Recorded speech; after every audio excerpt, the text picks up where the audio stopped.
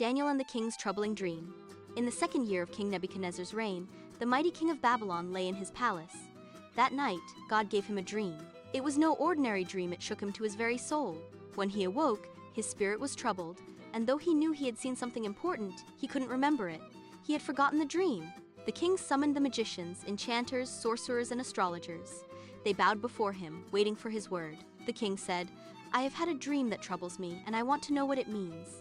The astrologers replied, "O king, live forever. Tell us the dream, and we will give the interpretation." But the king shook his head. "No, I will not tell you the dream. You must tell me both the dream and its meaning. If you do not, you will be cut to pieces, and your houses will be turned into piles of rubble. But if you tell me the dream and explain it, you will receive gifts, rewards, and great honor."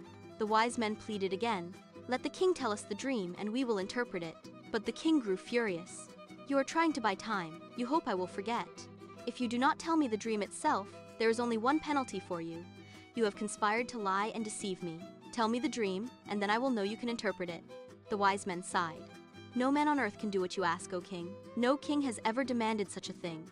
What you ask is impossible, only the gods could do it, and they do not live among men." At this, King Nebuchadnezzar became so angry that he ordered the execution of all the wise men of Babylon. The order went out, and soldiers began hunting down the wise men. Daniel and his friends Hananiah, Mishael, and Azariah, Shadrach, Meshach, and Abednego, were among those to be executed. When Arioch, the commander of the king's guard, came to carry out the decree, Daniel spoke with wisdom and tact. Why did the king issue such a harsh decree? Arioch explained the matter. Then Daniel went to the king and asked for time, so that he might interpret the dream. The king granted it. Daniel returned to his house and told his friends everything. He urged them to pray to the God of heaven for mercy concerning this mystery, so that they might not be destroyed with the rest of the wise men of Babylon. That night, in a vision, the secret was revealed to Daniel. Daniel praised the God of heaven. "Blessed be the name of God forever and ever. Wisdom and power are his. He changes times and seasons. He deposes kings and raises others. He gives wisdom to the wise and knowledge to the discerning. He reveals deep and hidden things. He knows what lies in darkness, and light dwells with him. I thank and praise you. You have given me wisdom and power. You have made known to me what we asked of you. You have made known to us the king's dream." At once Daniel went to Arioch. "Do not execute the wise men of Babylon. Take me to the king, and I will interpret his dream." Arioch hurried Daniel before the king. "I have found a man among the exiles from Judah who can tell the king what his dream means." The king looked at Daniel, called Belteshazzar, and asked, "Are you able to tell me what I saw in my dream and interpret it?" Daniel replied, "No wise man, enchanter, magician, or diviner can explain to the king the mystery he is asked about. But there is a God in heaven who reveals mysteries. He has shown King Nebuchadnezzar what will happen in days to come." Daniel said, "As you were lying there, O king, your mind turned to things to come. The revealer of mysteries showed you what is going to happen. You looked, O king, and there before you stood a large statue, an enormous, dazzling statue, awesome in appearance. The head of the statue was made of pure gold. You looked, O king, and there before you stood a large statue, an enormous, dazzling statue, awesome in appearance. The head of the statue was made of pure gold. While you were watching, a rock was cut out, but not by human hands. It struck the statue on its feet of iron and clay and smashed them. Then the iron, clay, bronze, silver, and gold were all broken to pieces and became like chaff on a threshing floor in summer. The wind swept them away without leaving a trace, but the rock that struck the statue became a huge mountain and filled the whole earth." Daniel continued, "This was the dream, and now we will interpret it to the king. You, O king, are the king of kings. The God of heaven has given you dominion, power, might, and glory. You are the head of gold.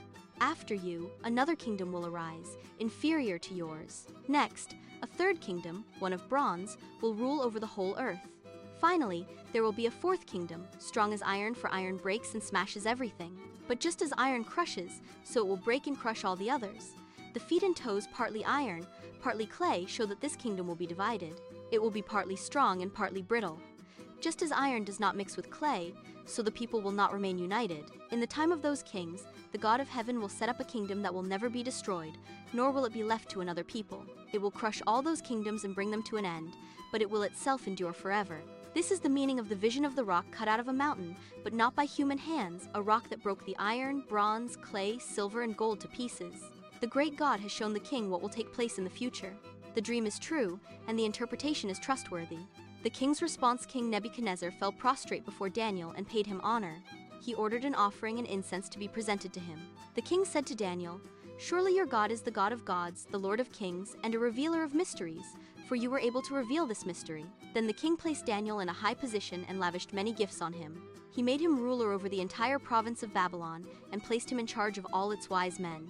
Moreover, at Daniel's request, the king appointed Shadrach, Meshach, and Abednego administrators over the province of Babylon, while Daniel himself remained at the royal court.